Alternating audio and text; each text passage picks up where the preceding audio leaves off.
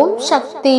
ஓம் ஆதிபராசக்தி. என் அன்பு குழந்தையே, இப்பொழுது உன் வாழ்வில் பக்குவம் என்ற நிலையை அடைந்து விட்டாய்.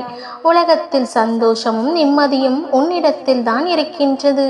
எதிர்வரும் சூழ்நிலைகளை நீ கையாளும் விதத்தில்தான் உன் நிம்மதி இருக்கின்றது. எதிரே என்ன ஆயுதங்கள் வந்தாலும் உன் மனதை அமைதியாய் நான் பார்த்து கொள்கிறேன். அவர்களின் எதிர்மறையான சொல்லோ செயலோ எந்த வகையிலும் உன்னை பாதிக்காது. ஏனென்றால் என் பிள்ளையான நீ எந்த தீங்கும் யாருக்கும் செய்யவில்லை. அதனால் நீ எதற்கும் பயப்பட வேண்டாம். அதையும் தாண்டி உனக்கு ஏதேனும் தீங்கு வந்தால் அது என் அம்மா பார்த்து கொள்வார் என்று நினைப்பதுதான் பக்குவத்தின் உயர்நிலை. எனக்கான தேடல்கள் அனைத்தையும், எனக்கான தேவைகள் அனைத்தையும் என் அம்மாவிடம்தான் இருக்கிறது.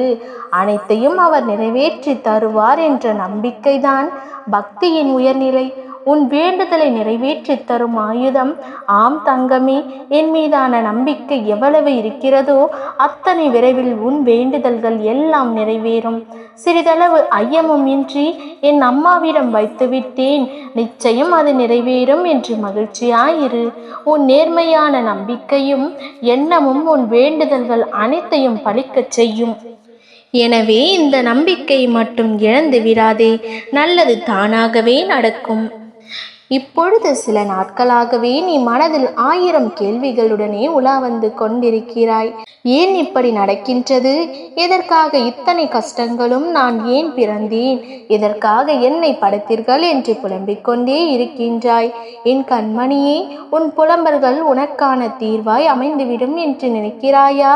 நீ மனமுடைந்து இவ்வாறு புலம்பிக் கொண்டே இருந்தால் பிரச்சனைகளும் மன உளைச்சல்களும் இன்னும் அதிகரிக்கும்.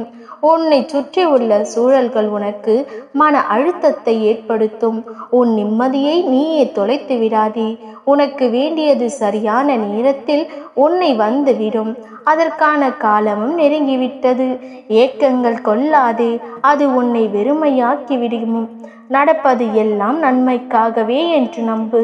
நல்ல விஷயங்கள் கிடைக்க சில நேரங்களில் தாமதமாகலாம், ஆனால் தப்பாது.